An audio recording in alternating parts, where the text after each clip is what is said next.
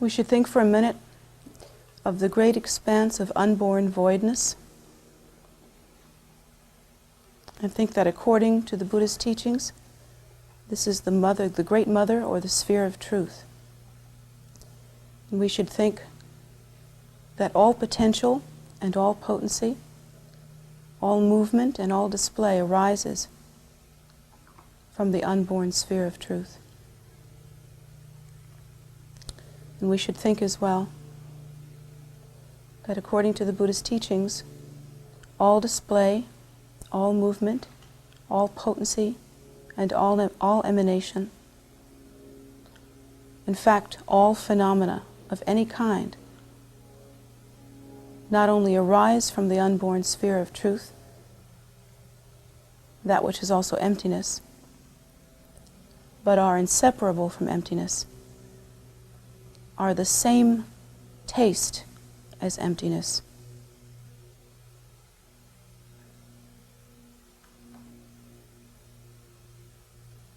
And therefore are the same nature as emptiness. And so the great foundation, the ground, the great basis, therefore, is the unborn and yet spontaneously complete sphere of truth. Everything that can be seen, touched, felt, tasted, smelled, all of these things arise from this sphere of truth.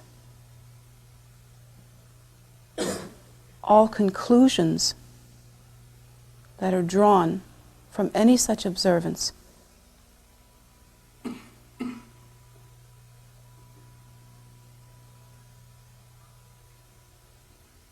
also therefore arise from the sphere of truth. The basis of every thought, of every feeling, of every sensation, therefore, is the same essence as the unborn sphere of truth, inseparable, indistinguishable.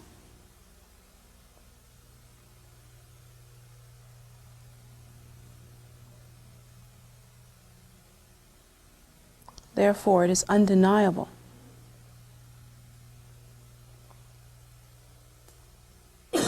that all phenomena are empty of self-nature.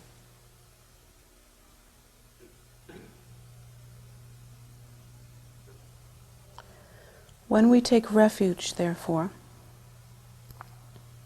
we take refuge in the Great Mother. Those of us that practice in order to achieve supreme realization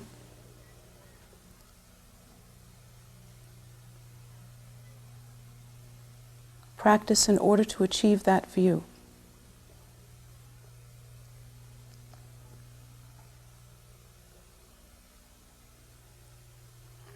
When we take refuge holding the understanding that the basis of that refuge is the seed nature, the Buddha nature, which is inseparable from and arises indistinguishable from the unborn sphere of truth.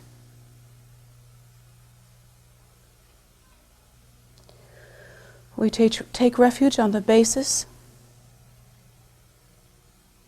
that the ground nature is the Buddha nature.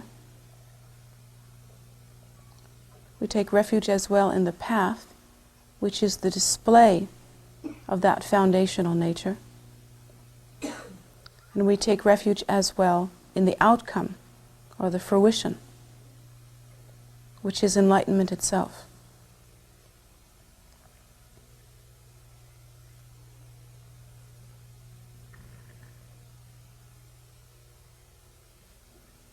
All of these, although we hold them in our mind as distinguishable concepts, are in fact indistinguishable from, and inseparable from, and the same as the very foundational nature.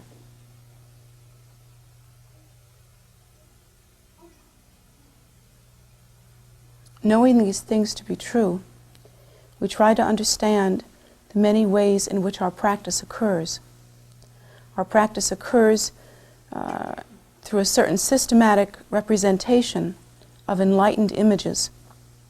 And this systematic representation, most of you recognize as being primarily the Buddha, the Dharma, and the Sangha, and then in a more inward way, the Lama, the Yidam or Meditational Deity, and the Khandro and the Dharmapalas.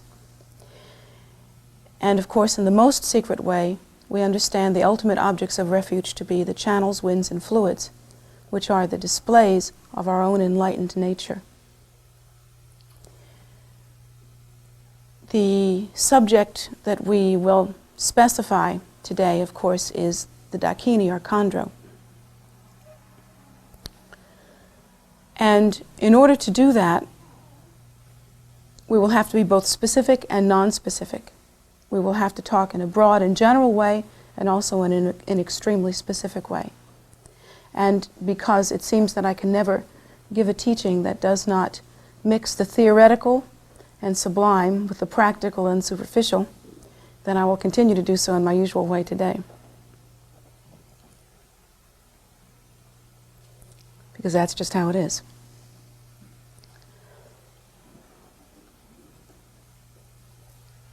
When considering the three roots, one should think of the Lama practice as being the method or means or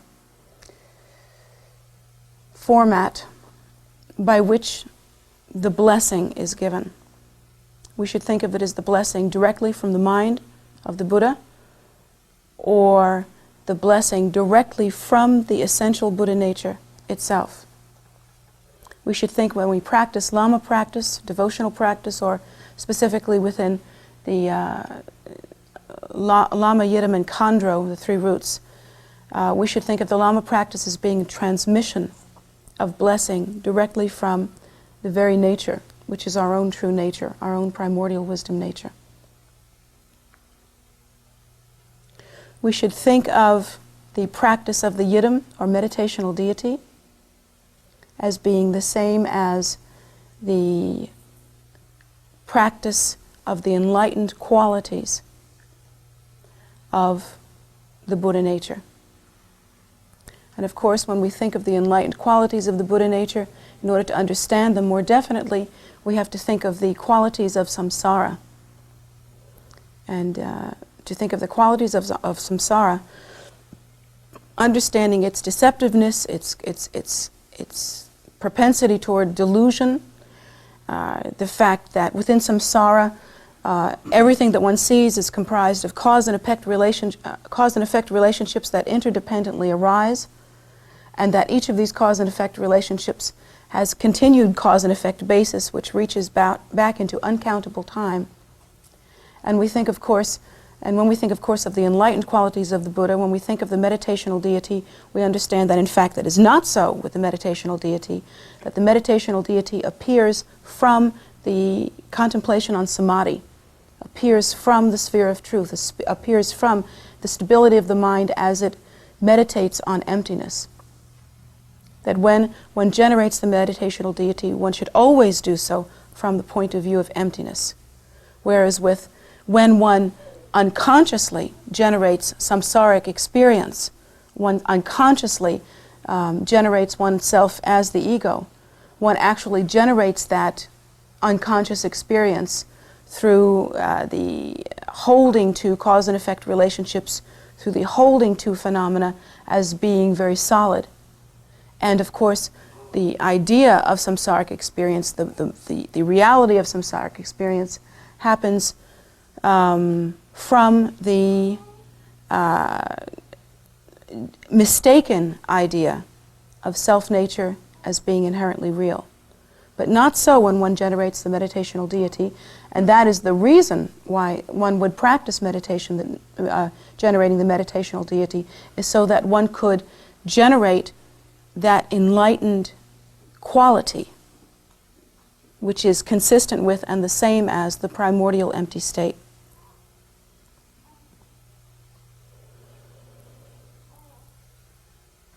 The qualities of enlightenment, of course, can be understood only by contrast to the qualities of samsara until one has a direct taste or experience of enlightenment. And so we can list them if we wish. We can think of the qualities of enlightenment as being expansive. We can think of the qualities of enlightenment as being free of disturbance or free of contrivance. We can think of the qualities of enlightenment as being effortless. We can think of the qualities of enlightenment as being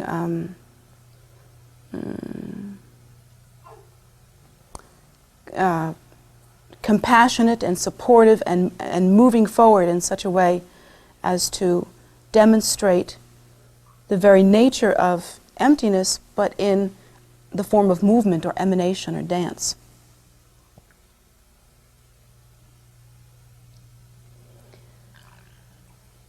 Whereas samsara is filled with confusion, the quality of enlightenment is different in that the quality of enlightenment has more to do with spaciousness and view based on a lack of disturbance or a lack of inflammation, a lack of distinction, a lack of contrivance. And that view then would be the non-specific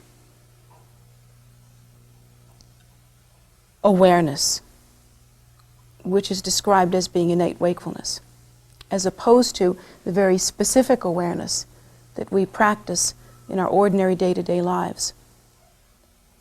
Yet the qualities of enlightenment cannot be understood. If we were to list the qualities of enlightenment as being omnipotence, omniscience, compassion, and those sorts of qualities, they are meaningless to us. We have to have omniscience explained to us, therefore we cannot taste omniscience. We have to have omnipotence explained to us, therefore we cannot taste omnipotence. So in a real sense, they are really meaningless to us. And although we can, as practitioners, go ahead and have a list read to us, or we can make a list of all of these different kinds of qualities, still those words are like pebbles that fall in a bucket of water and always fall to the bottom. There is no way that we can really absorb the truth of that or drink the nectar of that, except by distinction from samsaric existence. To do that, really, is very much like trying to look at the great expanse of undifferentiated sky through a tiny peephole. It cannot be done. It cannot be done because all you will see through a tiny peephole is a little round blue thing. And so for academic purposes, it may be useful to make such a list. For the purpose of deeper understanding and according to the method, I don't know if it's method, but according to the way that I teach and the means that I have at my disposal, I will leave that for someone else. I mean, I consistently do, and I will continue to do that. So what we will try to do then today is to get a small taste, because if you can imagine what it would be like to try to describe the taste or the reality of an orange to someone who has never seen an orange and never heard of one before and therefore never tasted it. It is far more useful than using lots of words to describe the orange. It is far more useful even to try to taste the tiniest thread, the tiniest bit of the orange. If one can only taste the coolness of the orange, if one can only taste the sweetness and not the flavor, if one can only taste the acidity and nothing else, then at least one would have some sense of what an orange is really like, as opposed to having many words and no sense at all. Little pun there.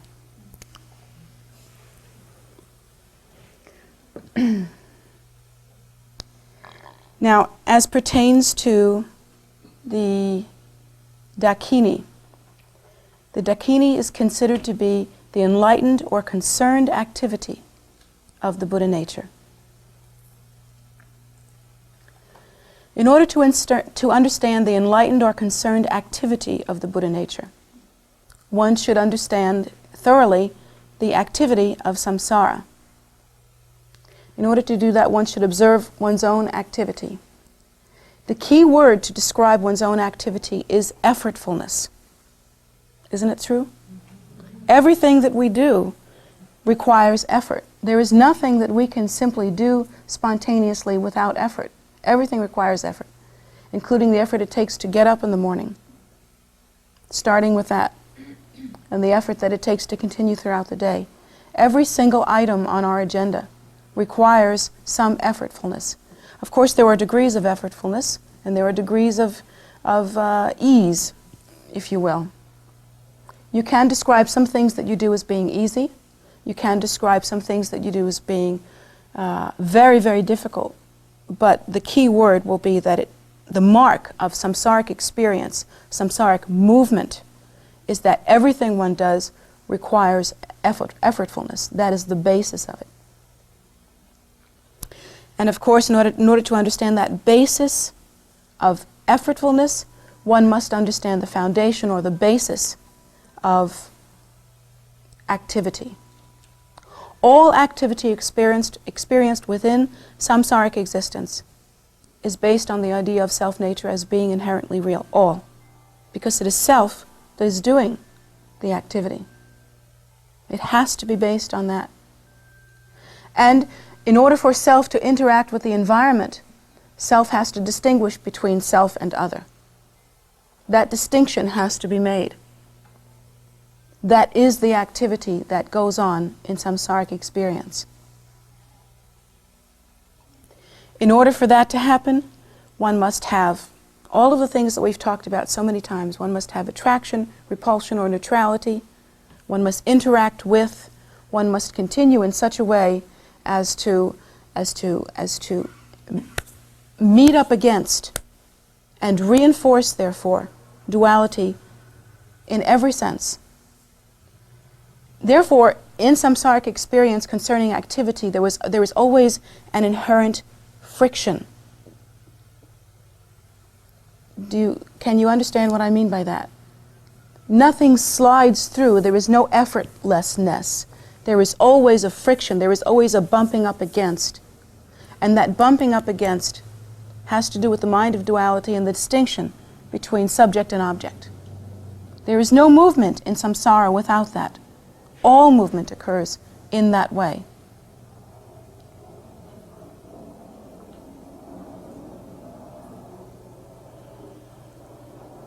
Therefore, in order to understand the nature of the Dakini, in order to understand enlightened activity or compassionate activity, one must understand the concept of effortlessness. In order to understand the concept of effortlessness, one must understand the basis for the appearance of miraculous enlightened activity in the world. That which is consistent with the nature of the Dakini.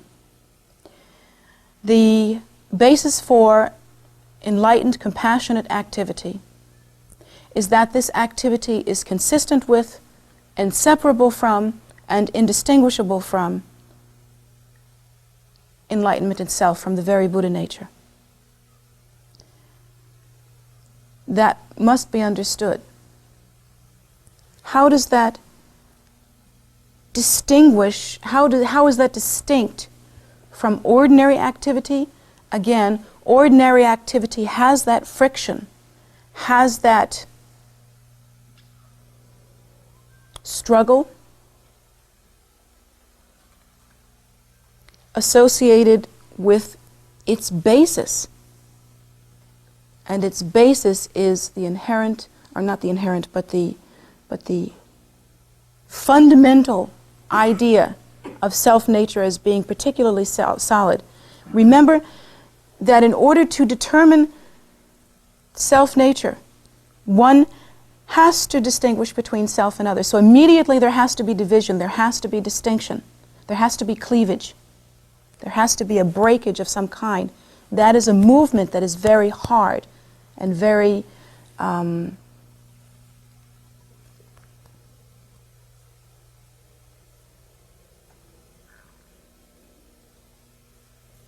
very much involved in a solid process of continuing the continuum. That is the basis for any activity or movement that is seen in samsara. As pertains to the nature of the Dakini, as pertains to enlightened activity or compassionate activity, that is not the case.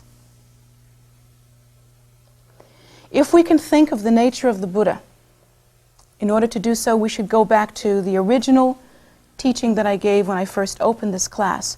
We should think of the great sphere of truth, the undifferentiated expanse, the great sphere of emptiness. We should think that there is no basis for the sphere of truth. There is no basis for emptiness.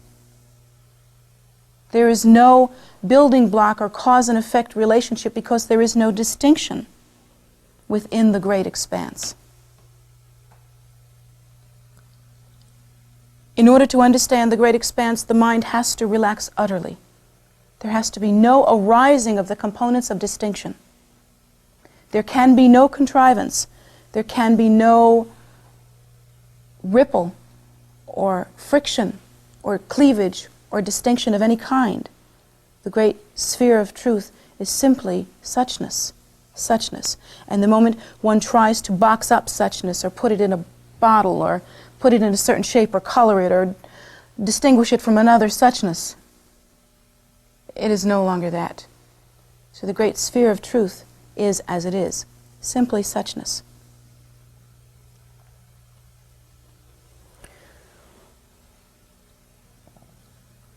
Yet all potency arises from the sphere of truth. All that one sees, all richness, all even diversity arises from the sphere of truth, or that which we perceive as diversity arises from the sphere of truth.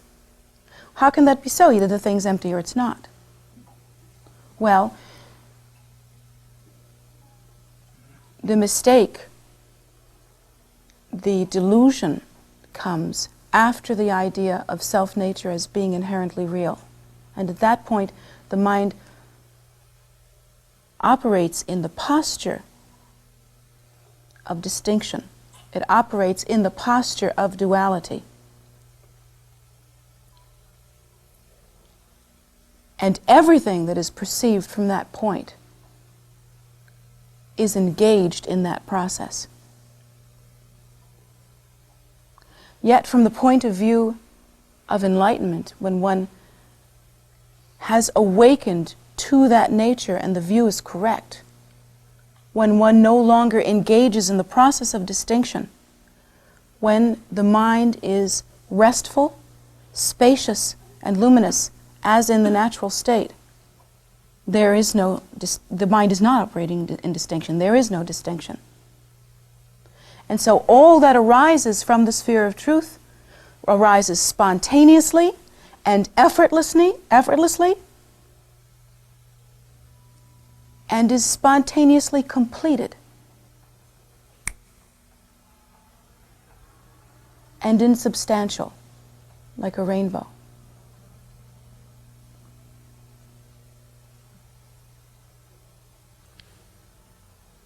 That is the enlightened activity that is considered consistent with the nature of the Dakini, in that it arises from pure spaciousness, does not remain fixed or absorbed in the mind of duality. What arises effortlessly and spontaneously, and is spontaneously complete. Because the basis of that emanation is the Buddha nature, free of distinction, free of contrivance, free of duality, free of ego clinging.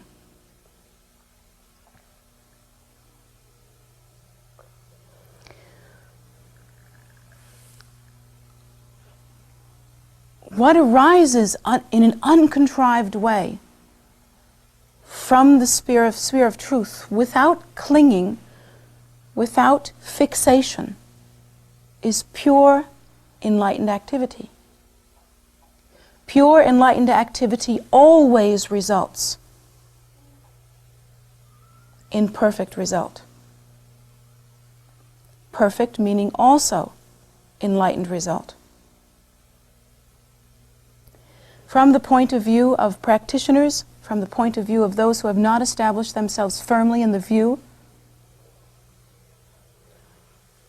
activity appears in a myriad of ways, and we attach our meaning to that activity. And what we see then when we see that activity is only our meaning. We do not see the activity. Therefore, when one holds to and one views the enlightened activity that is consistent with the Dakini nature, when one sees that compassionate activity from the point of view of duality and distinction, one will always see one's own mind. Always. Therefore, that activity will be seductive in the way that our minds seduce us. Therefore, that activity will be meaningful in the way that our minds deduce meaning. Therefore, that activity will be objectionable in the way that our minds object. Therefore, that activity will be confusing in the way that our minds are confused. And that is what we see. Yet in striving to attain a deeper understanding of this enlightened activity, we have no other recourse other than to achieve realization ourselves. We have to. That is the only way to reach any kind of understanding. And we are beaten over the head with our own minds, because our own minds are flashed back at us. We see them constantly. We are relentlessly seduced with our own stupidity.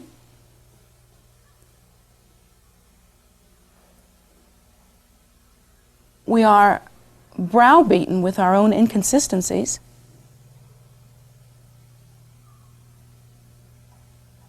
Until at some point, because this is an effortless process, because it is natural, because it arises from the uncontrived state, because it is our nature,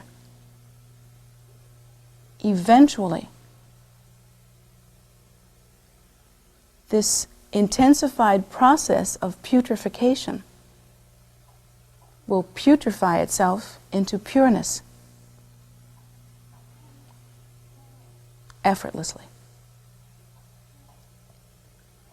Well, it won't seem effortless on your part exactly. But that's because the mind is still clinging to this perceptual experience. The mind is in that continuum. The consciousness is there. That's what the perception is.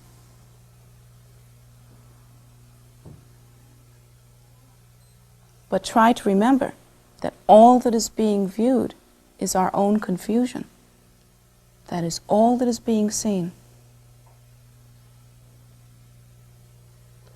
It's very much like, the symbolic image of the sky with the big feathers, peacock, bird with big feathers, peacock, who eats poison things and ends up with this beautiful plumage.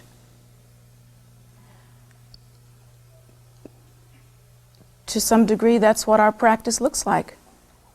We just eat ourselves and eat ourselves and eat ourselves and keep on consuming this thing that we see that arises only from our mind, until finally, at some point, we can achieve a glimpse of the pure basis of that.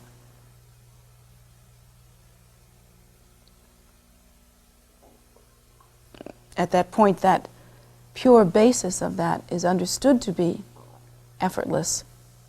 It's understood to arise from the sphere of truth and complete itself instantly. It is understood in its nature. But while we revolve in confusion, of course, it cannot feel that way.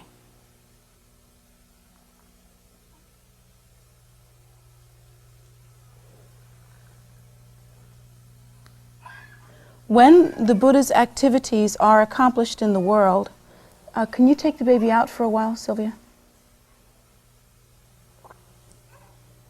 When the Buddha's activities are accomplished in the world,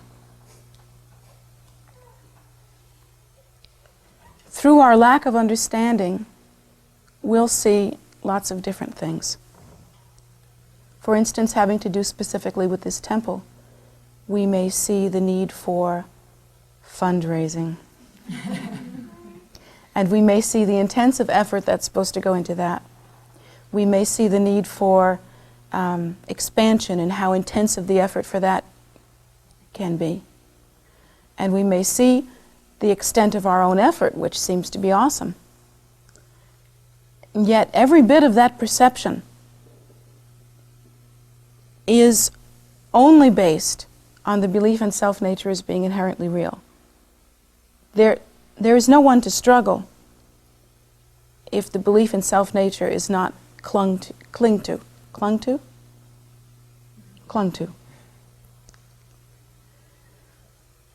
It is that clinging that is the basis for the struggle.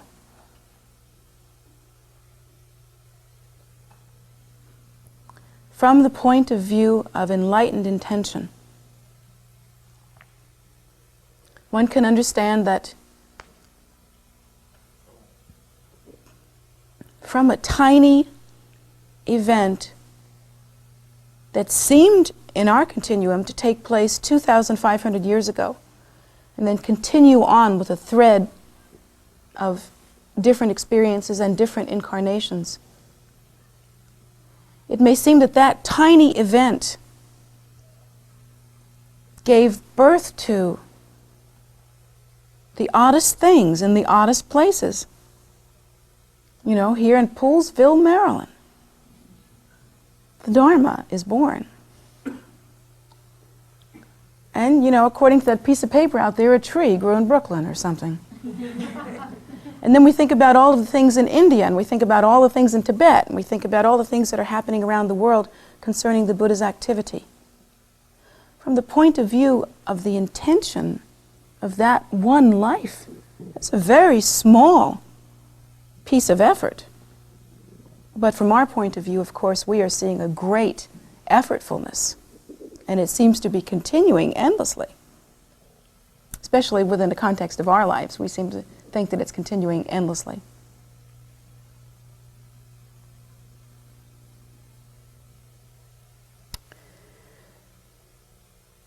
One must understand, however, that even thinking that all of this came from one small life, even that is an outrageous delusion. It is a contrivance that we make to satisfy ourselves. One must understand that from the point of view of enlightenment, from the unborn vast expanse of emptiness, of blissful emptiness,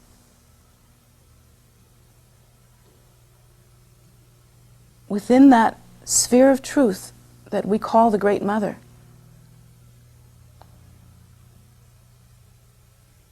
all potency spontaneously arises and is born, demonstrates itself or dances or moves in as many displays, forms, formlessnesses as we can possibly imagine, and beyond what we can imagine. And even as it is born, even as it moves, it is inherently and therefore immediately complete. Immediately complete. We understand that to mean that all sentient beings have within them the inherent Buddha nature and therefore will achieve enlightenment. But that's our confusion. In fact, we have never been separate from the sphere of truth. We have never been anywhere else but born and completed in the great lotus of the Great Mother.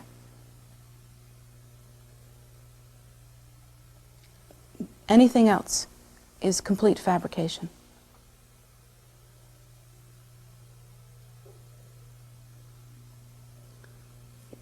We have never left the space of emptiness.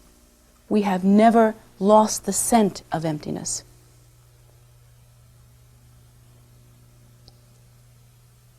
And from the point of view of enlightenment, we have never beheld or looked at anything other than emptiness. We have never seen anything other than our own face. We have never lost a moment's time.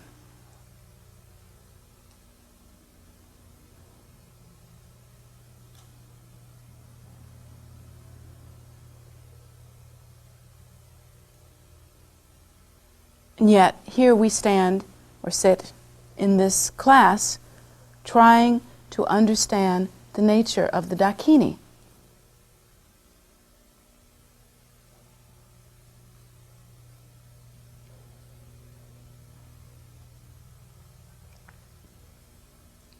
Like trying to be seduced back into remembering our own face,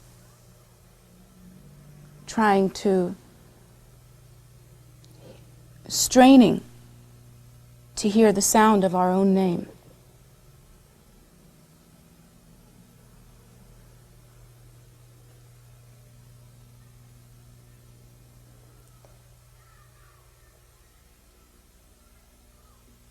From the point of view of the enlightened activity that is consistent with the Dakini nature,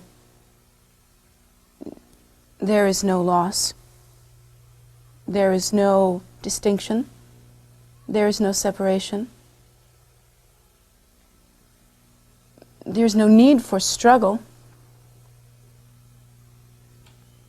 Yet it is clear that we remain fixed on the idea of separation between self and other. We remain hooked with concepts such as the distinction between dirty and clean.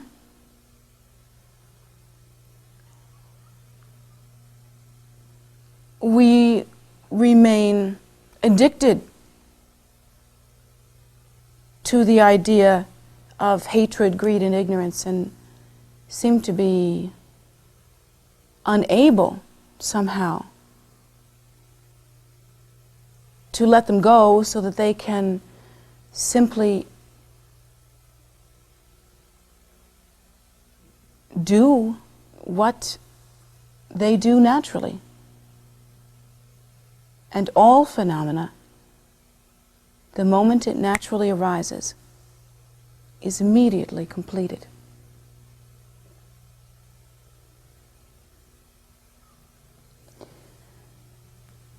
From the point of view of enlightenment, no phenomena continues itself. No piece of what we experience, whether we wish to experience or do not wish to experience, by its nature completes itself, continues itself. The experience of continuation that we have is only due to our own continuing it, our own determination to continue it. No phenomena is exempt. All things arise from the sphere of truth. They are spontaneously born and instantly complete.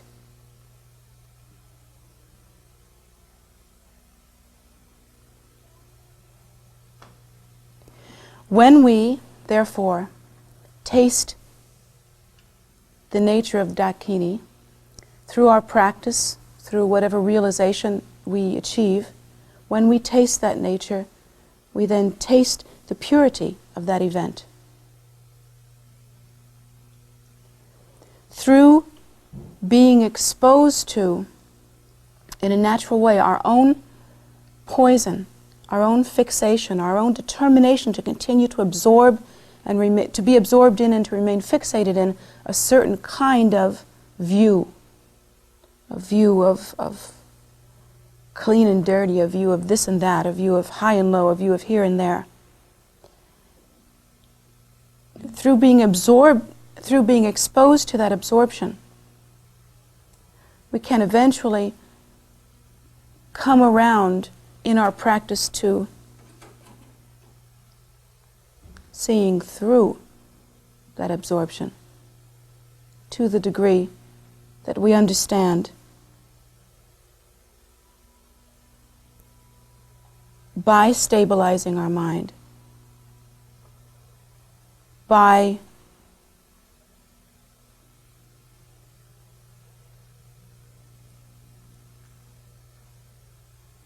remaining unattached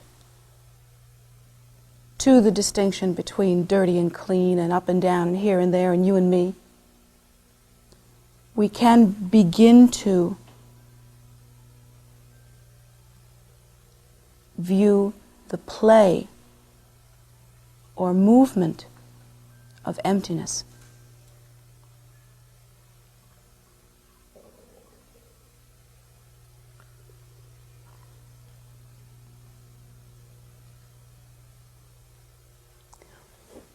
Should we begin to do that, what will we discover about ourselves? We think very superficially. We think that what's going to happen now is, should we begin to do that, we will achieve enlightenment. And we think that should we begin to do that, we'll have some kind of blissful experience. And we think that should we begin to do that, we will be able to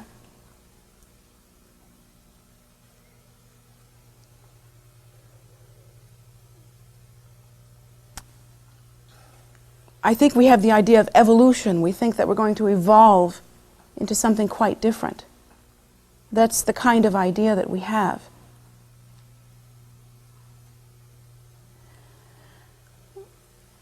What we do not attempt, and what we should attempt by meditating on the nature of the Dakini, and by utilizing this particular phenomena, or this particular movement of the Buddha nature, is to understand that the point is to pierce the veil of our own confusion, to see through this mistaken belief that things continue, to see the primordial empty nature that is inherent in all display, to see that all phenomena is instantly complete.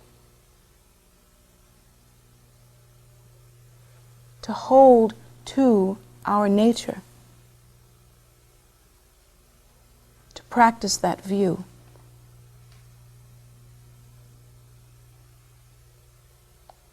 Unfortunately, however, as I mentioned in the class this morning, we insist on breaking samaya. We break the commitment. We hold so much more importance in our own value judgments, our own distinctions, our own understanding of the way things ought to be and the way they are. And therefore, we see what our minds are filled with. We see the appearance of this enlightened activity as being ordinary,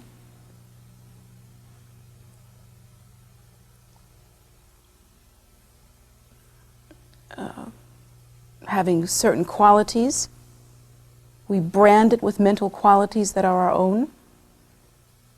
We see physical, emotional qualities that we ourselves are hooked on.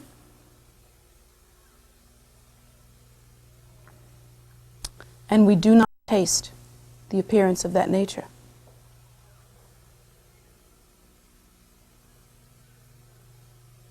So we miss the entire point.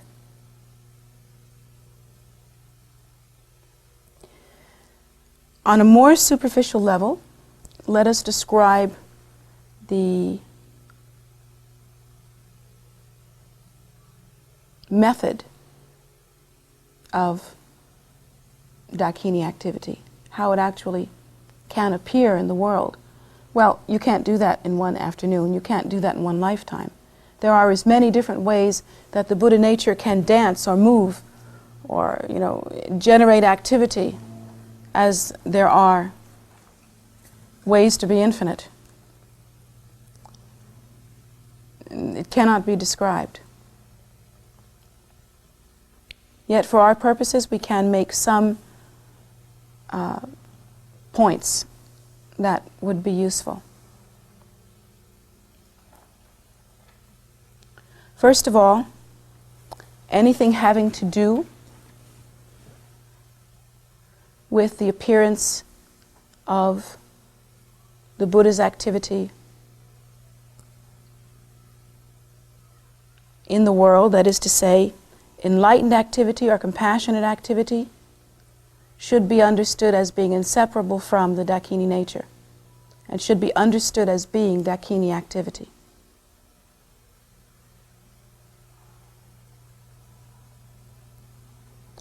It should be understood that the movement or dance or display of the Buddha's activity is always pure.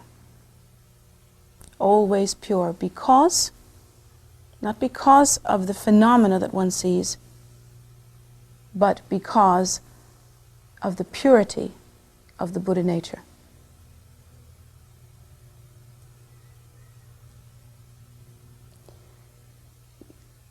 We like to evaluate the phenomena that we see, and that's where we run into trouble.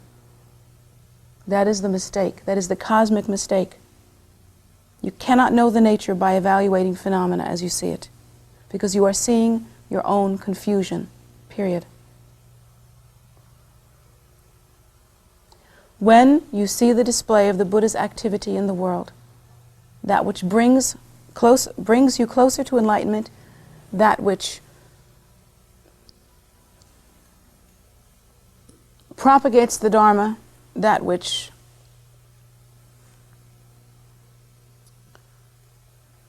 contributes compassion to the world in some form or another, that should be understood as pure activity. You should see the purity of that.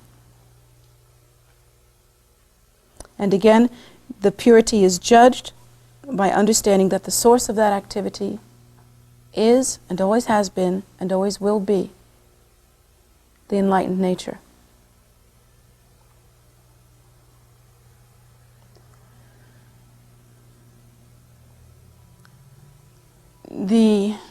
That activity, which is consistent with the nature of the Dakini, should be understood to be effortless in this way.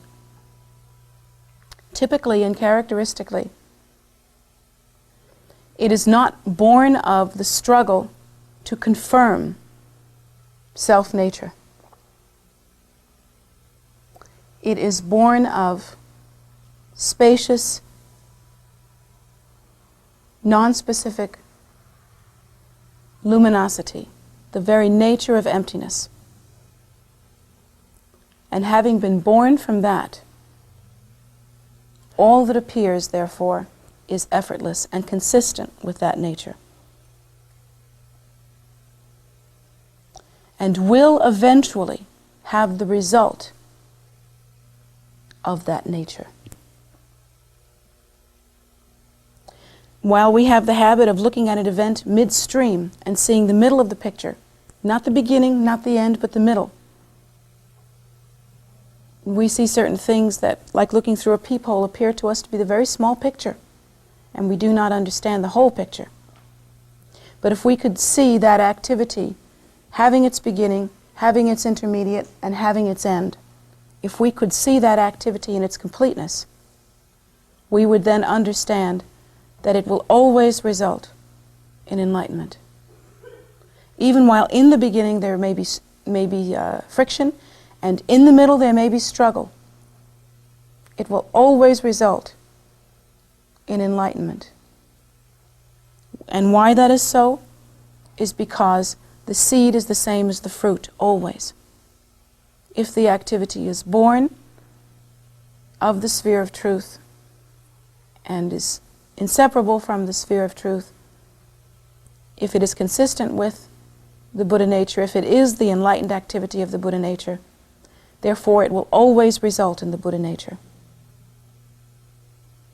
That is always the case, and that is the basis of devotion and faith.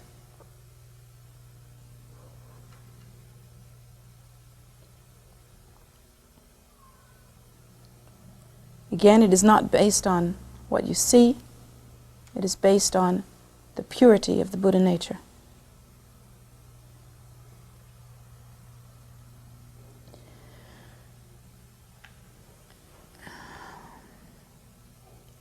Think for a minute about when the Buddha taught. The Buddha had no great teachers, really, that taught him on a physical level. He had achieved a very great level of awareness through his previous compassionate and virtuous acts, and then at the time of being the Buddha, he was able, through his great effort, to sit down and achieve realization. But once he began to teach, he taught effortlessly. It's said that people who spoke of very different languages could sit down in front of him and they would hear the teaching in their own language. It is also said that he would be able to teach any student on their own level. He would be able to reach out and touch them exactly where they had a place to be touched. He would be able to give to some students a teaching that to another student would seem superficial, but for that student it is the key to enlightenment. And he could give to another student a teaching that would seem so profound to that student as to kick them into enlightenment very quickly. But to another student who might, hear that teaching, if they were to hear that teaching in the same way, it would be blah, blah, blah, nothing, useless to them. Like banana peels, you have to throw it out, no good. But the Buddha didn't teach in that way. The Buddha taught each person the nature of their own mind by showing them their poison, by ripening in their mind their potential for enlightenment, by shoving down their throat their own garbage, by giving them the teaching that touched them in their language. Now, if we were to do that, we would have to go to school to learn many different languages. And we would have to learn all the different levels of the Buddha's teaching in order to be able to do that. And then we'd have to have some kind of computer to be able to shoot this teaching to this one and that teaching to that one. And we'd have to be thinking about this all the time so that we could get it right. But not so with the mind of enlightenment.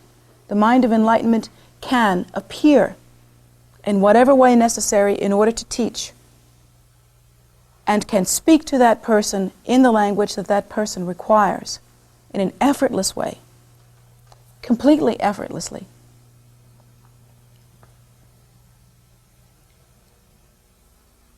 Of course, we have no real understanding of that because of our confusion and our delusion. We still continue to cling to and to see what floats on the surface of our mind like shit. We see shit.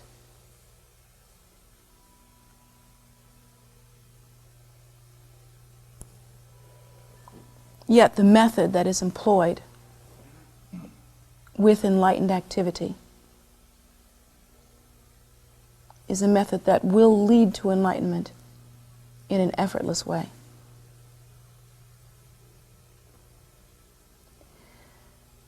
It is typical of the activity of the Dakini to hit where it hurts, to get you where you live,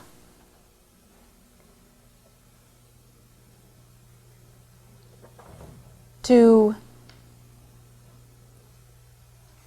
create for you a method by which you can try to run, but the road in front of you is turned around so that you can only run in a circle right back.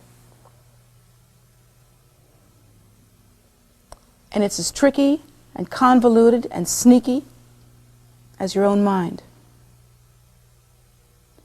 It will rub your face in your shit. It will make you eat your own poison. But eventually, with faith and devotion, you will come out of it enlightened.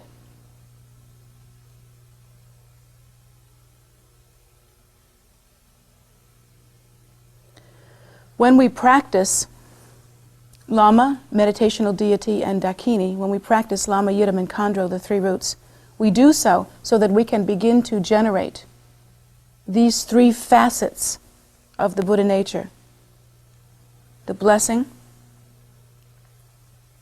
the qualities, and the activities of the Buddha nature, so that we can begin to generate them in such a way as to become utterly familiar with them, so that we can generate them in such a way as to understand that they always arise from the sphere of truth, from the very mind of enlightenment. And so that we do not confuse them with ordinary phenomena. We practice this technology in a way that should be fully absorbed. However, we should not forget to accomplish our practice throughout the course of our lives when we're not sitting down practicing the three roots. And learn to recognize the blessing of the Lama. Learn to recognize the quality of the Buddha nature as it arises and is consistent with and inseparable from the blissful empty expanse. And we should learn to recognize as well the enlightened, compassionate activity that is the Dakini nature.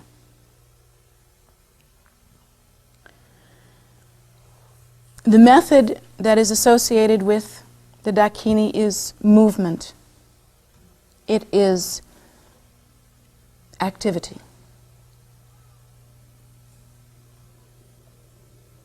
Those practitioners that have a strong karma with Dakini method, that have a strong karma with that particular facet of enlightened mind, should utilize it to its fullest extent. Generally speaking, they are involved in a phase of purifying their activity. Again, this is generally speaking. Generally speaking, they are involved in a practice. And you know, each student, each practitioner has just as they have a particular set of qualities that they are most closely karmically related to, and therefore have a particular meditational deity that they will practice at some point with good result. In the same way, they have a particular modality or a particular set of circumstances that they must travel through, something like a maze, in order to achieve the optimum result. That is simply the karmic pattern.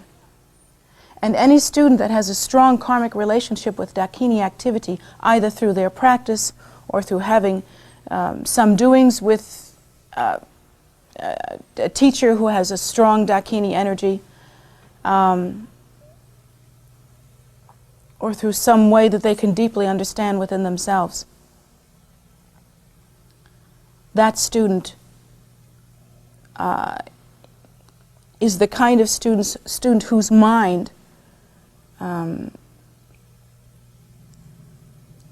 requires a certain method, and that method has to do with purification through activity.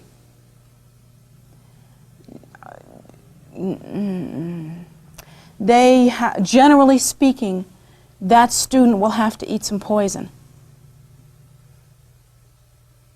Generally speaking, that student will come to know intimately the color and taste and smell of their own rectum. How else can I say that?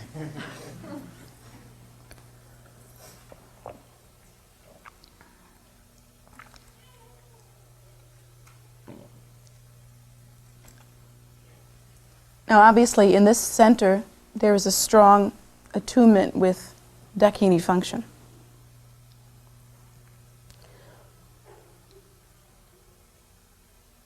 You can examine for yourself that everything that happened here came from nowhere, and it's still coming from nowhere. It's all done through mirrors. Nobody has a clue what's happening here. Not a clue what's happening here. Nobody has a clue as to where any of this is coming from. We're not even sure who's paying the bills. We don't have a clue. And it seems that from time to time we have to go into a very effortful phase, like we have to go hang prayer flags and dig ditches and do all this stuff across the street, stay up till all hours of the night fixing things and stuff like that. And yet, who is the one that's being affected by that? Well, you are, but who are you? I mean, who are you really? Let's face it. The only part that's really being deeply affected is the part that the clinging to ego. That is the only thing that is really happening there. In the event where we all get exhausted and we all think that we're so pitiful and we're all so tensed out and we just can't bear it anymore and we don't think we can ever go to another meeting and all of that kind of stuff. The part of us that does that, what's happening there is ego clinging. That's the only thing that's happening there. That is the only event that is occurring at that moment.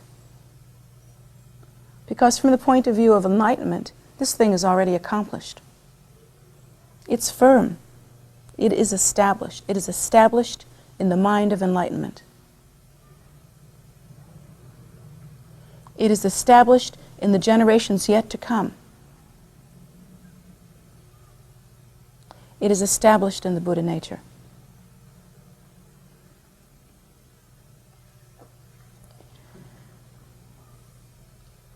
The only thing that creates the discomfort that we feel, of course, is our own selfish concern, ego clinging.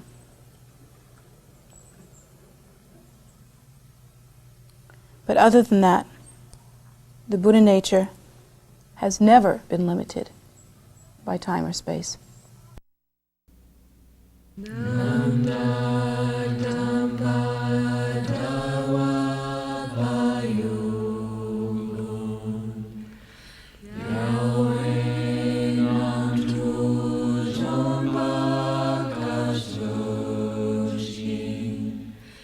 Blessed